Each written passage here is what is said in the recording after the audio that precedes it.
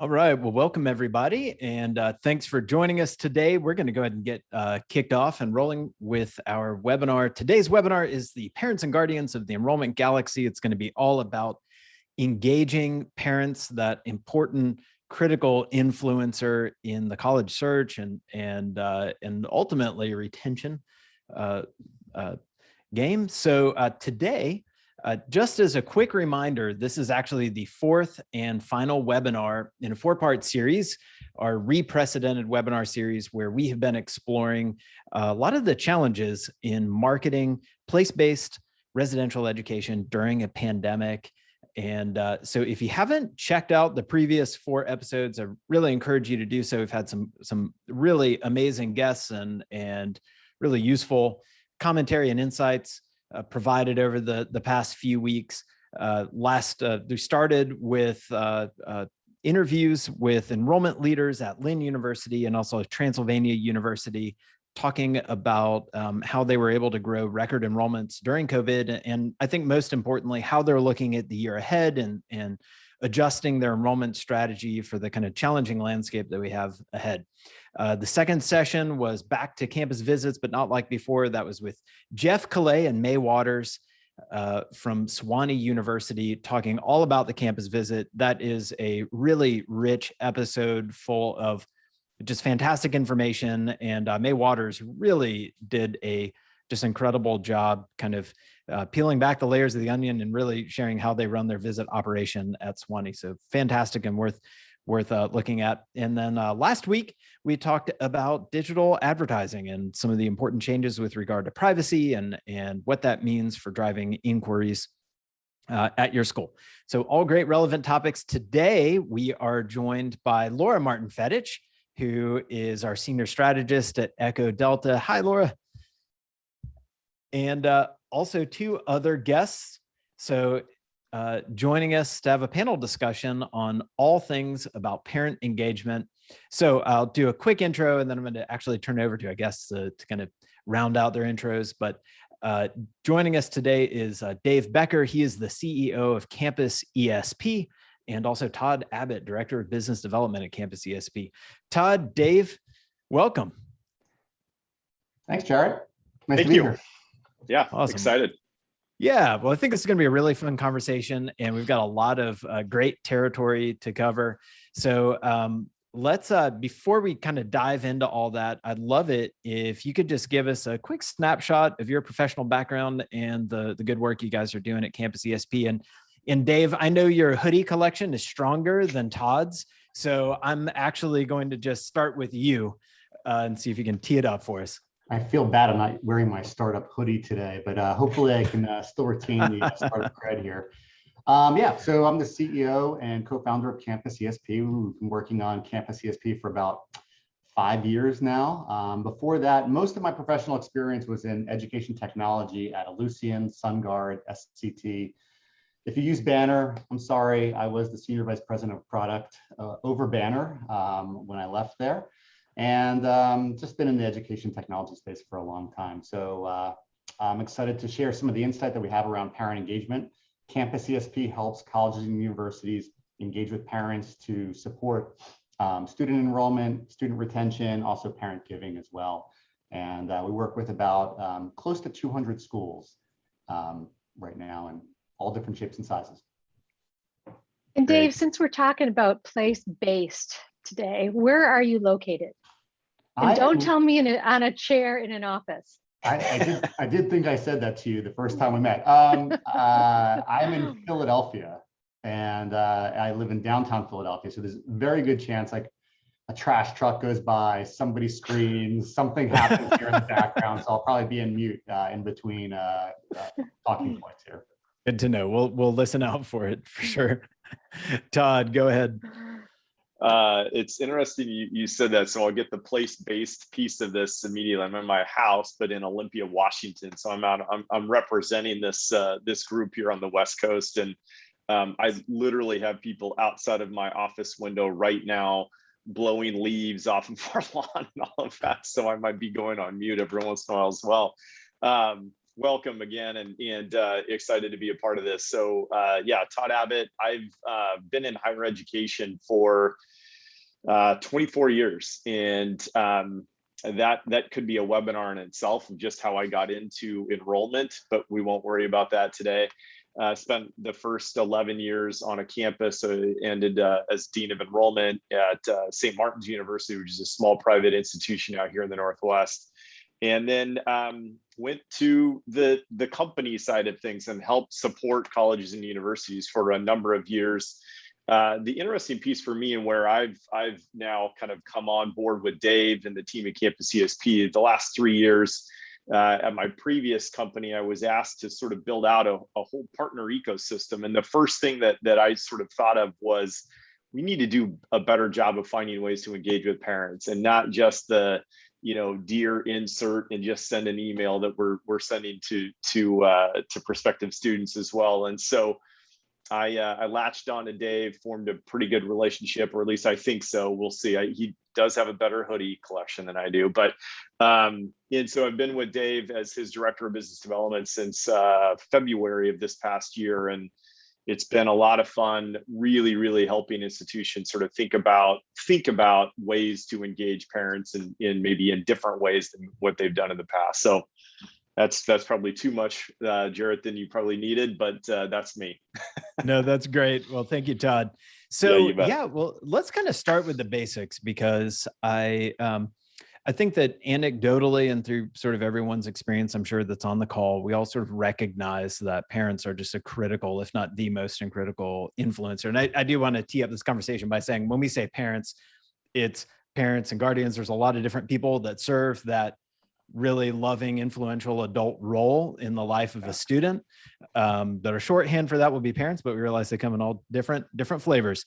But I guess my question to you is, can you paint the picture for us a little bit? What is the impact of that parent or loving adult in the student's life with regard to higher education and the college search process and ultimately their retention? Because I know you guys have done a ton of research around this, and I think it's super interesting. Todd, should we rock, paper, scissors for this, or should I go first? I'll let you go first, and I'll piggyback, Dave. Yeah, I mean, there's definitely an enrollment impact. When we work with schools, a lot of it's focused on enrollment, and sometimes it's about getting increasing enrollment, student yield, and top of the funnel activities as well. And then there's also an impact on the retention side. It just depends on the school, and also not all parents are created equal. So when we help schools engage with parents and families, it's not ever one size fits all. I can tell you just some broad stats, and then maybe we can jump into those if we're going to head that direction. But on the enrollment side, we see student yield increase up around 6% when you're engaging parents of students, at least in Campus ESP. But I think it's just broadly if you're reaching out to them. And then we earlier on in the funnel, we see students with 3x higher enrollment when their parents are in Campus ESP. So you're trying to reach them preferably before the student or possibly parent completes the application. And then once the student has been enrolled, we also see impact on the retention and persistence side. So, and that is up to 15% when, or the student retention rates are up to 15% higher when you specifically share information with the parents about financial aid, student holds, and student status changes. A lot of those are protected by FERPA. So there's a lot of nuance in those areas, but if you're putting a wall between yourself and parents, it's not helpful. The parents want to engage, and there's a lot of ways that they can actually probably influence your enrollment strategy from a positive. I'll just anecdotally, I'll also say, this is, so much of this is timely for me. I am a senior in high school, and I can tell you that the institutions, and my son's interested right now, he's sort of narrowed his list, if you will, probably do about 8 to 10 schools that he's planning to apply to.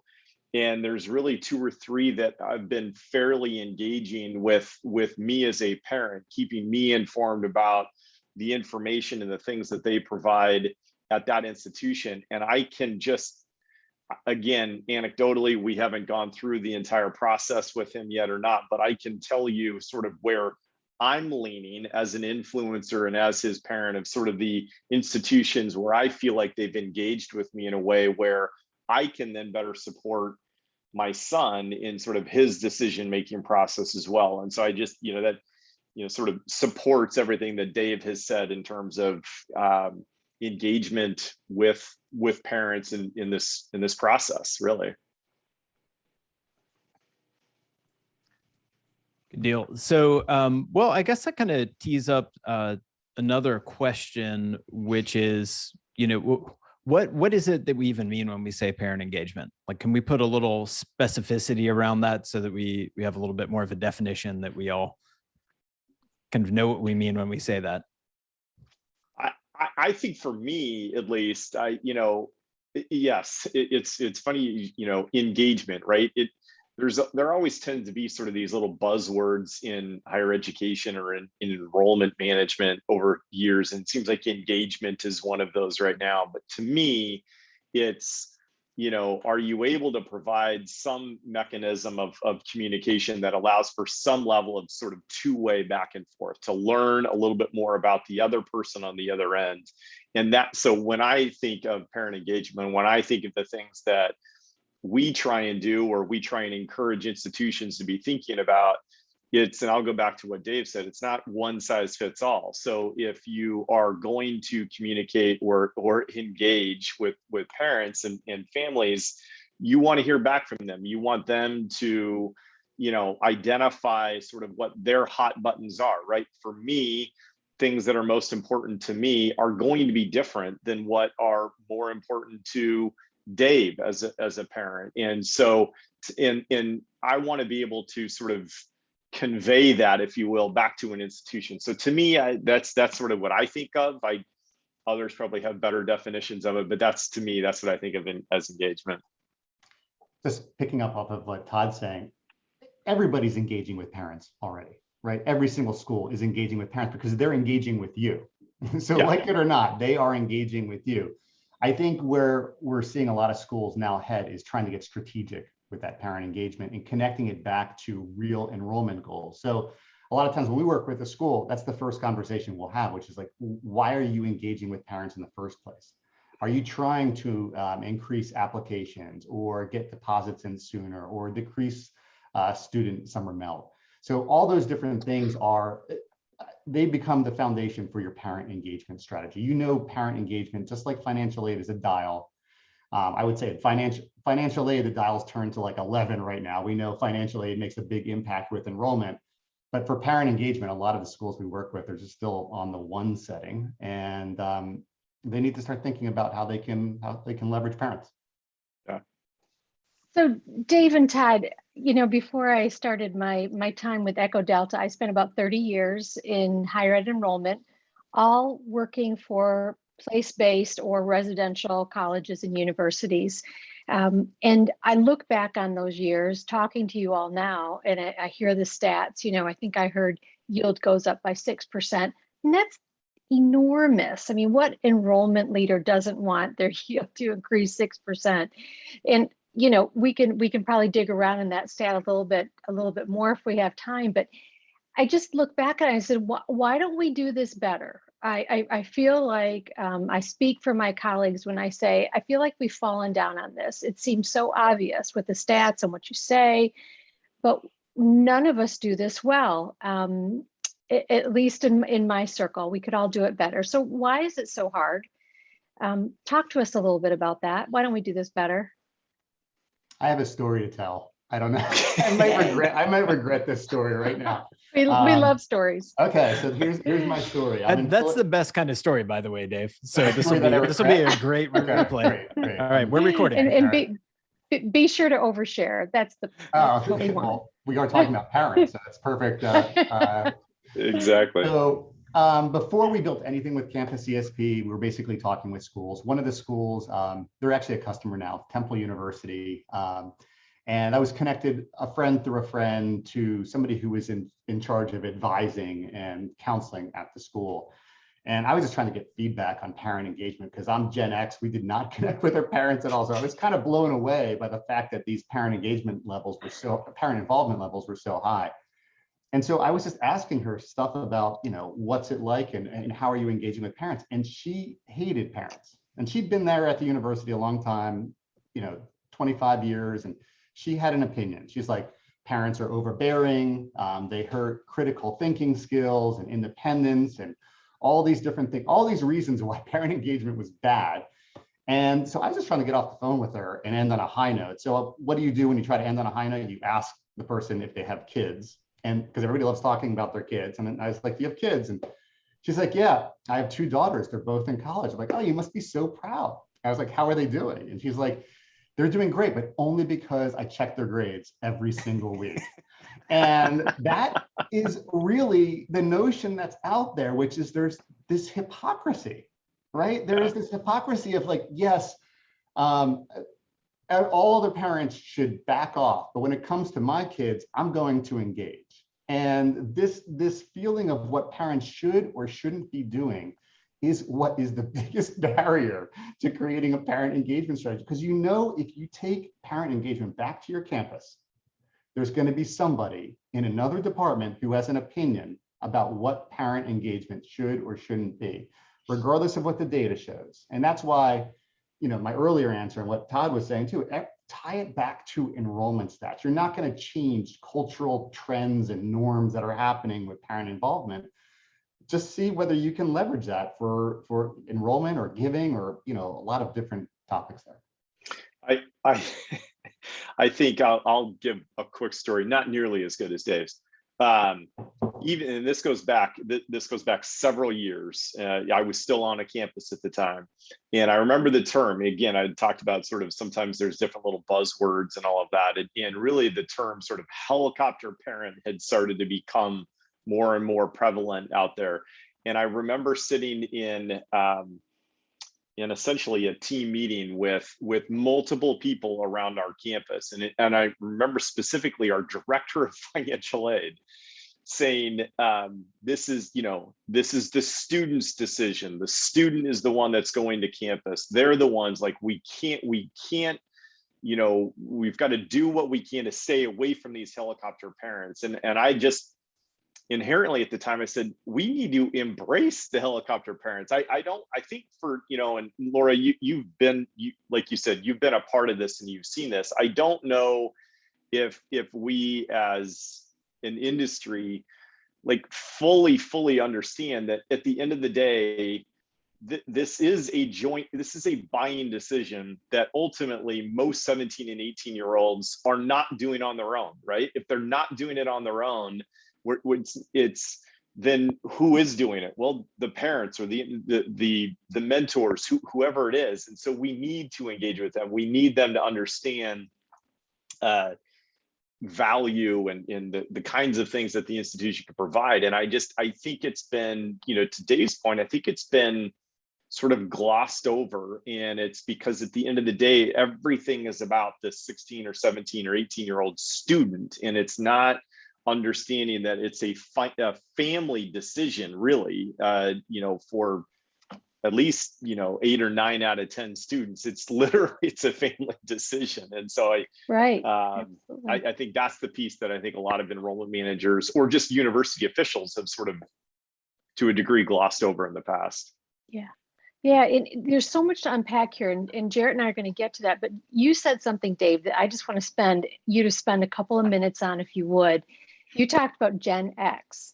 So for those that are listening and watching today, and I know a lot of our friends out there do a lot of studying of these generations because it matters how we do our job. So you're a Gen Xer, I'm a Gen Xer. I'm not going to throw anybody else under the age bus here, but I have a feeling that we're all in good company here. So give us some quick ideas of what our traits are.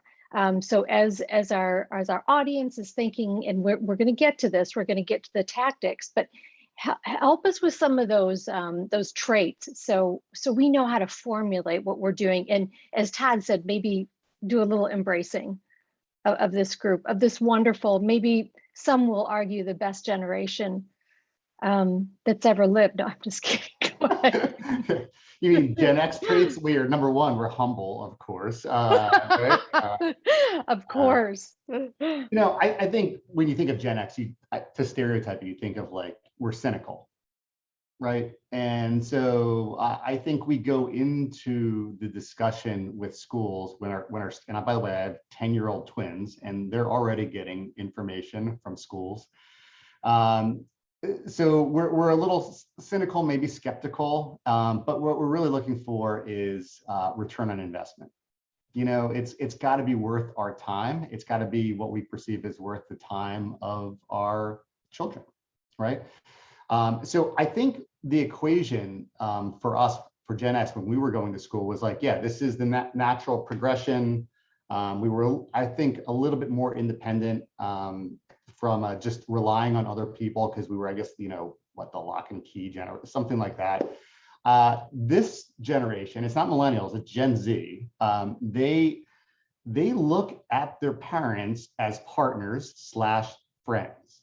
I think we all know the kids that from our friends in our lives that like they're calling us by our first names, and they really depend on their parents to be their friend too. So it's a closer bond. Lots of different reasons for that I could get into, but like I'm at the end of the day, I just feel like Gen X also has smaller family size too. I think that has something to do with it. Higher cost of education.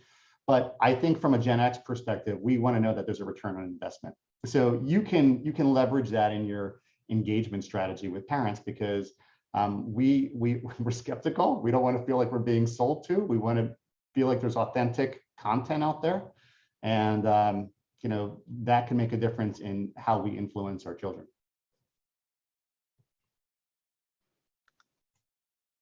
Thanks so much. I think that's super, super helpful. So I'm hearing outcomes. It's really important to talk about the outcomes, the benefits, as well as features, but certainly benefits and return on investment, which a lot of people see that as outcomes. Great questions.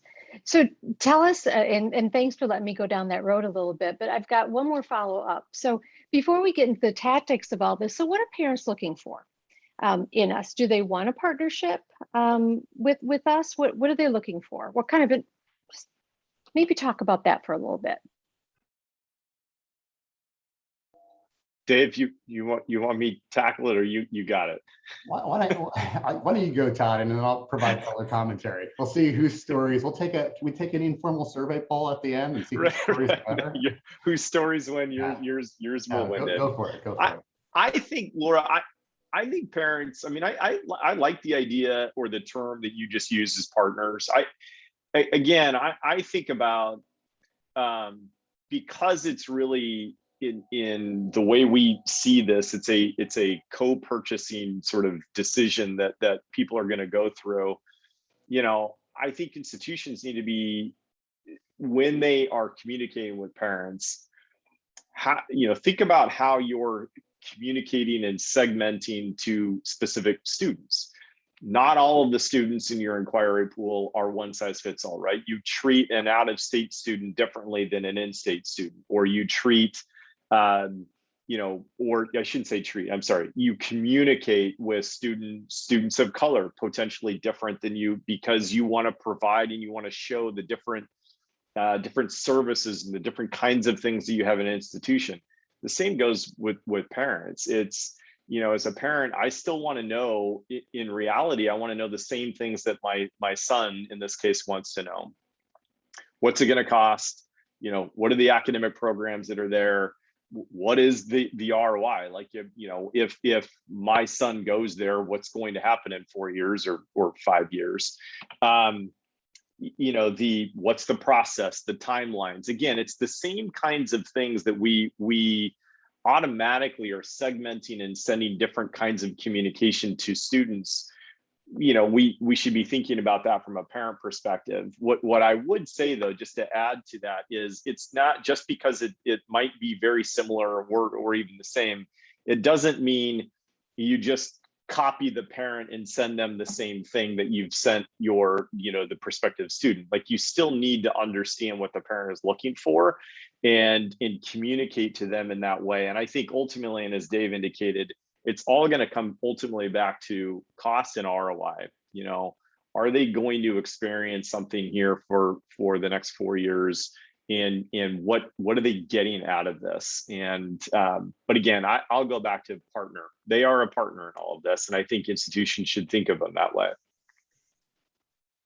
What you're saying about segmentation is really interesting. I can't help but think about parents of first-generation students, and maybe even the need to understand some of the terms that we throw around and the processes, and yeah, really partner and walk beside them in all of this. It's I agree, and I've actually seen a couple of institutions that are able to identify who the parents of first generation students are, and try and in a way, do sort of simplify the terminology and the communication that is going out to them without fail. And it's this is something that I have seen over the last year or so, in sort of the time that I've been working with Dave and the team at Campus ESP, without fail, on nearly all 200 schools that are working with them. Parents of first generation students all engage at higher rates than every other parent. They have this thirst for knowledge, right? Because they're a partner with their son or daughter, they're really trying to help them through this process. And so it's pretty amazing to me to see the engagement levels that they have. They really, really have this thirst for knowledge, but part of it is how to simplify it so that they understand some of these crazy terms that we all use in enrollment management. I'd love to jump in here and add a little bit more too, because this is the reason we created Campus ESP. When we started seeing these trends that Todd is talking about, which is parents of first generation students engage at higher levels, and families of color engaging at higher levels. There's such an opportunity there. But when we started Campus ESP, I'll give another story here. It's like we were focused on the helicopter parent narrative. And I was very proud of myself because we came up with this tagline that we actually trademarked. I think it's the only IP that we have, which is, we give helicopter parents a place to land. And we were very proud of that. We would go to conferences. Maybe if you're listening, you saw like a booth with a helicopter in it. People would get pictures of it and they would like crack up. But it completely devalued the role that parents play. And we've since moved away from that because when you start thinking of them as helicopter parents, you think that they are hurtful. We had one school that told us they're not only helicopter parents, they're drone parents, because they hover, and they not only hover, but they attack. And what we find, and we have data just recently, we co-sponsored some data with, or some research, and we surveyed over 5,000 families of prospective students from our customer base. We found that there's kind of 5 topics that they're most interested in hearing. I think, Laura, this is one of your questions too, which is the 5 topics I'm reading so I don't mess it up: academics, strength of academic programs, financial aid and scholarships, application process timeline and admission requirements, account services and how to pay the bill. So those 5 topics, I don't think there's anything surprising there. What's really surprising from the research that we found is that higher income white families, or families with a 4-year or graduate degree, are more likely to report having seen information on these 5 topics. When we look at low income families, families of color, and families with no 4-year college experience, they report having trouble finding this information.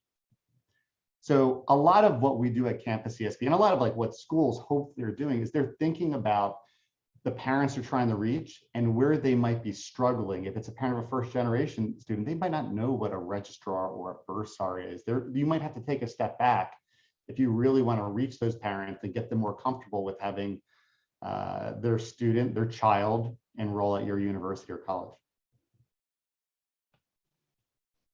So when do they need that information? I love that you shared with us what they want, but I recall in my days on campus, it seemed like we didn't do much with the parents. Well, unless they visited, of course, but as far as a regular communication plan, we weren't doing much with the parents pre-application. And I think back on that, I think, well, gosh, it's kind of hard to collect names. And I thought about the CRM that I used, and I don't even think there are fields to put the parent information. So I'm rambling a little bit to the question, but the question is, so when do we start engaging? When do we need to start walking alongside the parents, no matter who they are? Todd, when do you want to be engaged with? I'm at the point where my son, I shouldn't say maybe I'm becoming that helicopter parent. It's pre-application. I mean, I think, even for someone who's been in this world for 20 plus years, there's a lot of information around specific institutions that my son's looking at that I don't know about. And, from a communication standpoint, I'm maybe more adept at seeing when things are sent to me, and I'm reading through those. We all know it's extremely challenging to get students to look at the direct mail that comes to the house, or even their email for that matter. I mean, they get hundreds and hundreds of emails. So when things are sent to me early on in the process, it gives me an opportunity to sit down with him, or he does read things for me when I forward it to him and say, read this. And so I think there is some of that. I think, Laura, you did talk about, you touched on the challenge, which is getting that parent information earlier. But I see it as a mindset. I think, we make it easy, if you will, to collect parent information at the point of application, because that's when we're asking for it. Well, why not ask for it earlier?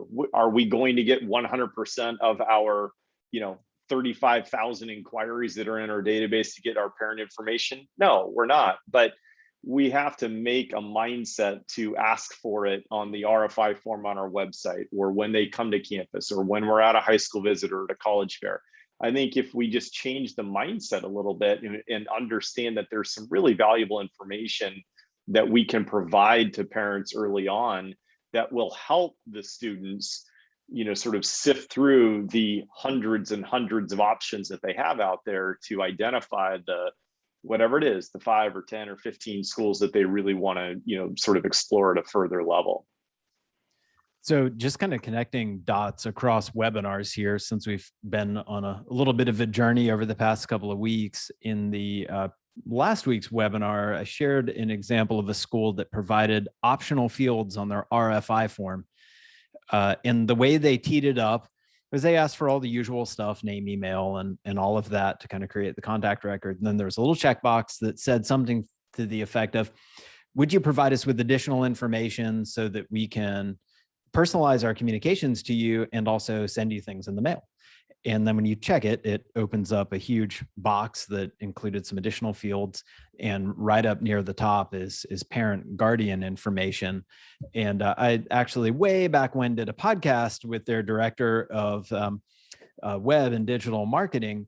And he said, we put this on here as an experiment, but we've left it on because people actually fill it out. Not all the fields, because we have a ton of stuff that we give them the options to fill out, but students actually are engaging with those, or it could be the parent filling out the RFI form. Right. And so totally possible. I think that kind of nuance of giving people the choice to opt into the communication and doing it early. And then when we spoke with May Waters at Sewanee University, they have a really polished visit program. And she said, we absolutely segment out, and Laura mentioned this earlier, we have different tour experiences for our parents than our students. We separate them. It relaxes everybody. It seems scary. A lot of schools aren't willing to do it, but it has absolutely been a big move that's kind of paid off. Here's the mind shift. Jarrett, that I think people are just starting to understand, which is the students want their parents involved, right? I mean, that is, we were talking, Laura, about the Gen X mind shift. We did not want our parents involved. We wanted a ride to the visit, to the school, and then we wanted the parents to like wait in the coffee shop while we took it. Like these students, they want their parents involved. That has been the biggest change that has really occurred. So if you do that and you just embrace it, it's great because Jarrett, you were talking about who's really completing the RFIs. Is it the students or the parents? That's always like, you don't really know necessarily. But I will tell you this, if you do start engaging with parents and you send them a survey, they will complete it at a higher rate than the students complete it. And you could even say to the parents, what schools are you looking at? Where do they rank? All these things you want to get from the student, the parents know, and they're willing to overshare. I think we had an oversharing comment at the top of this. Parents are willing to overshare that. They just kind of want to cut to the point. Maybe that's Gen X as well, which is just like, this is where we're at. Tell us what we need to know when we need to know it. So it's a resource for you, and students are comfortable having parents be that resource. Yeah, that makes sense. I have a kind of a specific question.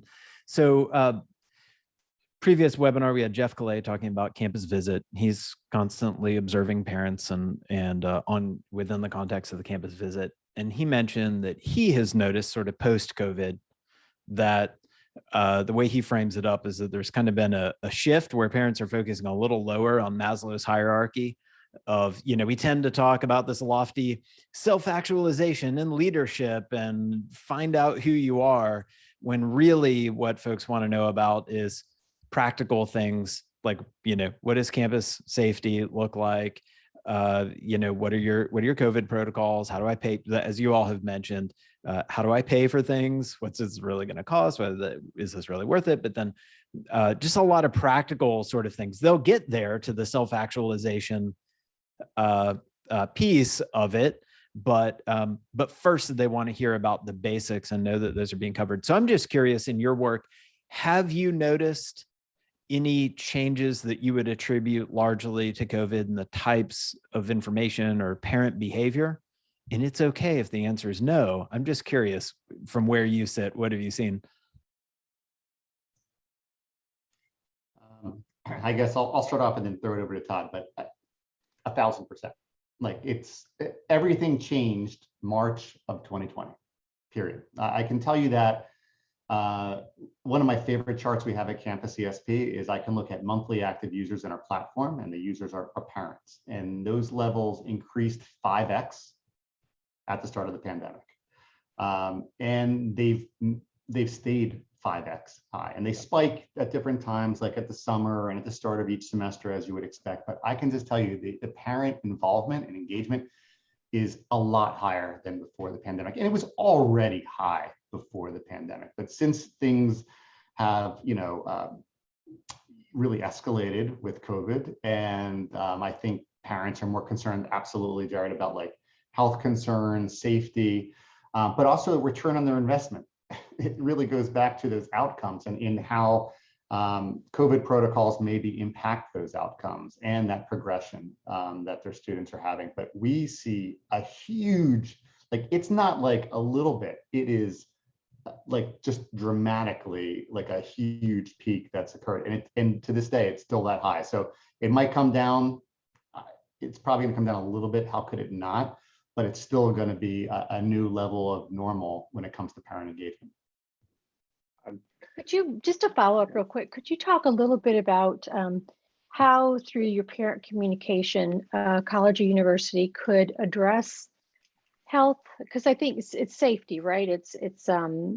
We used to talk about physical safety a lot. Now safety means health as well. So how do we talk about that kind of safety? And then also, how do we address what is sometimes the elephant in the room, but is certainly in the news a lot, and that's health around mental health. We know that the rates of depression are up during the pandemic. How do you talk to parents through your communication about those issues? I'll just, and Dave will probably have something on top of this as well, but I think to me, I'll go back to, even the survey that Dave talked about. Ask the parents what are the things that are important to them. So in Laura, you're exactly right. When you think of safety is no longer, what's the, are there cars going to get broke into and in rooms, it is wellness, and wellness is a lot of different things. And definitely the mental health side of this has been an issue pre-COVID, and certainly has sort of taken on even greater meaning, I think, in the last 18 months. But I think ask, and I think it's making sure that, again, when we think about, I'll just go back to sort of the original piece of how and what we're doing to engage or to communicate with parents. And we want to make sure from a best practice standpoint that we're not just checking the box. We're not just saying we're just going to send the same stuff, or we've got our 3 or 4 pieces of direct mail that we know that are sort of the umbrella that all parents will want to read, and just sort of send that off and check the box. Like, let's really take a step back. And as we think about, again, to go back to parents as partners, if they are partners, then what if it's important, we're likely, hopefully, communicating around some of this to the prospective student as well. Understand, these are the services that are available. These are the things that we do as an institution. We need to make sure that the parents understand that as well. And I think you touched on it really well. It's a massively important topic. But I think part of it is understanding that when we want to, if we truly want to engage, we need to listen to what the parents are saying. Let's ask them, let's ask what's important to them. They'll tell us, as we've all talked about this morning as well. They will tell us. And then I think we can address it from there. Yeah, I would just add, there's lots of different needs, right? So first off, you have to make sure you're getting the word out about your services that are available to students. Most parents don't understand the depth and breadth of those services. If you don't do that, there's one of two things that'll happen. I'm guessing, and maybe people are shaking their heads who are listening to this. Number one, the parent, if they don't have that information, they will go to Facebook. And you will have a Facebook tornado of people's opinions about how to get the support they need for their student. And that some of it might be accurate, some might not be accurate, but I guarantee you have somebody running around on campus who is spending 15 hours a week trying to corral that. And here's what people don't understand about Facebook. Only 15% of your parents are going there. It's not the whole parent population. It's really a subset of it. The parents you probably need to reach, the parents of first-generation students, the ones that are not on Facebook, if they don't get the information about how to best support their student, what they're going to tell their student is, just come home. We'll figure it out next semester. Let's give it a pause. Told you this is going to be tough. Maybe you're not ready for this yet, and that's going to impact your retention. So you got to be authentic with the content. You also have to take credit for all the resources that are probably on your campus that parents that they don't know about, but that they can influence their student to get the support they need when they need it. That's a really good stuff there. I am curious if we could kind of talk really sort of brass tacks here from a kind of almost executional level on some things that you all have seen work. One of the questions that I know you've done some survey work on is how parents actually, the actual medium that parents want to be communicated in. So we have so many options today. And but if out of all the sort of menu of communication methods we have, I assume it's not Slack. How do parents want to hear from you? Is it TikTok? There we go. Please, it's always TikTok. Please let it not be. Please let it not be TikTok. I think for our students' sake, it's not TikTok. I think Dave and I talk about this all the time, and I think email is still by far the preferred medium. communication. I think we as a whole, we being parents, are still, while we're still inundated with email, I think we have probably we're more adept at sort of sifting through it and getting through email, and we're in it much more, I think, than even students are. So I think we like email. It's not bad, dare I right? say, Let's just own it as a generation. That's We exactly like it. email. It's the first road to recovery, right? We remember when email was fun. Well, I mean, there's a whole Right. movie. You've got mail. You've got mail, right? Exactly. It's a thing. Tom Hanks. I think that was, and it's funny you say that, Jarrett, because when I get email, I do, and I can scan through my email. When I see something from an institution, I maybe I have that Tom Hanks moment. It's like, oh, cool, I do have mail from XYZ school. I'm going to read this. I think we're seeing more of an uptick in sort of, it's not email as the only medium, but it is by far the preferred medium. And then from there, I think we all need to be more comfortable with texting or SMS. But I think parents, we also, we want something that is, a portal, a family portal that is for the family or for the parent. And so to me, those are the three sort of mediums in my mind, and really through the surveys that we've done, that we've seen with thousands of parents, those are the three that are sort of discussed and checked off, if you will, in the survey more than anything else. I don't know, Dave, if you've got other thoughts on that. I mean, email is the number one thing. So if there's one takeaway you have, it's that it's email. And then the second thing should be, you're probably not sending enough emails. Like a lot of schools that we go to, they'll be like, well, we already do, to the parents of, and we send them 5 emails. The average school with Campus ESP sends out, I think it's 24 emails during the enrollment cycle, like generally like a year. And they don't unsubscribe. I mean, the risk is not that they're going to unsubscribe or get frustrated. The risk is that you're not sending enough to differentiate and keep front or top of mind, rather. So that takes me to another question, which is, how often should we be sort of knocking on the door saying, hey, we've got something good for you, parents? What's kind of the ideal frequency?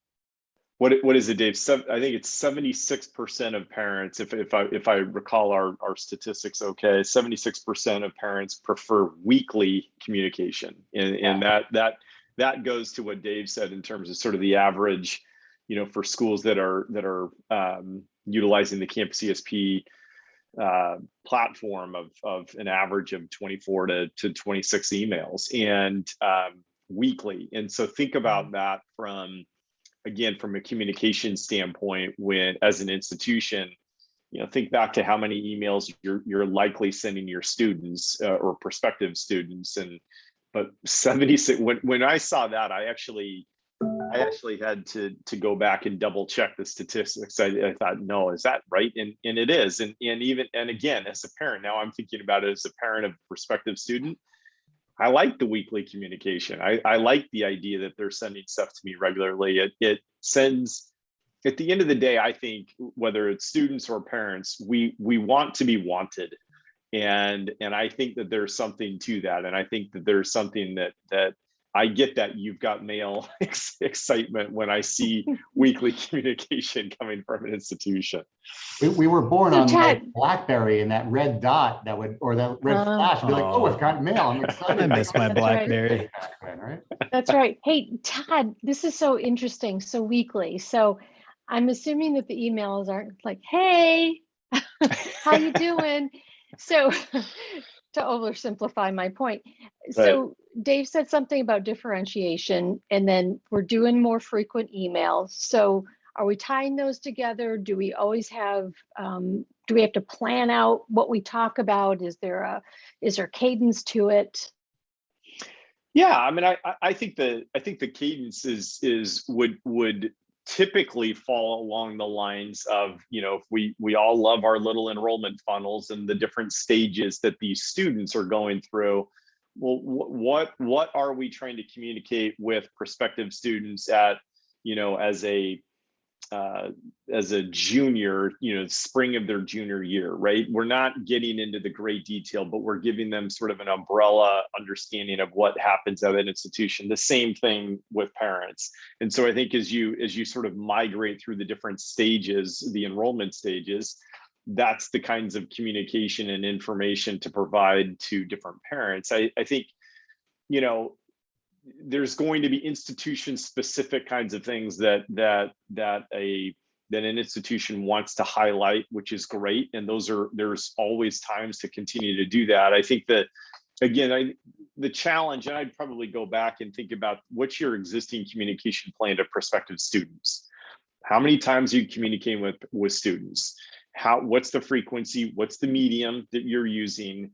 And now, as you begin to think about a strategic strategy or a strategic communication plan to parents, okay, we've looked at what we're doing to students. So now, how can we, replicate, if you will, sort of that same frequency, same kinds of information to parents as well? Dave's right. We see way too often. Well, we have a parent newsletter, and we send it out once a quarter. Okay, well, that's 4 times a year. That's clearly not enough. So I don't know, Dave, anything else? No, I mean, well, 76% want at least weekly. It's crazy. And by the way, that's for prospective families and families of current students. And the other interesting stat with that is we did the same survey last year, and last year it was 64%. So it went up 12% in just 1 year. That goes back to that whole, what's driving that? It's the pandemic, and they're just way more involved right now. Mm-hmm. So one last question, because we're coming up on time here. Somebody's listening to this and they say, okay, I get it. This is a big deal. We've got to be doing more to engage with our parents. Can you give us a practical step one that someone could start thinking about right now if they wanted to start moving the needle and making some progress on their parent engagement? Any suggestions as a practical starting place? All right, I'm going to do the counterintuitive suggestion, which is, I think what a lot of schools try to do is they try to over collaborate here, and they try to pull together a working group that involves advancement, enrollment, student affairs, the president, the janitor, like every single person who might have an opinion on parents, and get them together and go, let's figure this out. And we're always in those demos, and they are disaster demos because everybody's got an opinion. Go back to my temple example story. I would just really try to start small and like what's the goal with parent engagement? If it's parent engagement for parent engagement's sake, that's fine, but it's probably not your goal. Your goal is probably something on the yield side, on the retention side, or focus on that one area and just start small. The answer is probably going to be something with more emails, more thoughtful content, with a calendar. You might be able to do it with your CRM. You might be able to do it with just, somebody spending a couple hours a week on it. It doesn't have to be Campus ESP, although, shout out for campusesp.com and check us out. But I would just really try to start small and lean in on a particular area where you think parent engagement can make a difference, and then measure it. I guess my takeaway on that, and I totally agree with Dave, is just I guess the practical thing is the mindset. I think it's do you now recognize that parents are extremely critical and very involved to begin with. And I think if you just sort of have that mindset, that's the beginning, like that's the start. And then you can, as Dave said, sort of start small and sort of build up. But to me, it's all about the mindset of the institution and if they value communication with parents. Well, Dave and Todd, I think that's a fantastic note to wrap up on. And you did mention, Dave, some research that you all co-sponsored. And I'm wondering if someone is interested in seeing that, because it's a great report. Where can they go to find that information? Yeah, if you just go to campusesp.com and you'll see marketing information on the homepage, but there's a link for research in the upper right. And there's a lot of case studies about what schools have done, what we've seen from a research perspective, some of the stats that I quoted earlier. And it's all free. So it will give you ideas about where to go in the future. And it's maybe a good starting place for a lot of your listeners today. Great. Well, Dave and Todd, thank you so much for joining us today. This has really been an informative and fun conversation. So thank you for your time. Yeah. And thank you so much to everybody who joined live. And we will be sending out the recording of this to everybody that registered. So make sure, and if you found this information useful, please share it out with your colleagues and hit us up online. Say hey. And we'd love to hear from you. So, all right, take care, everybody, and we'll see you soon. Thanks again. Thank you. Take care. Thanks.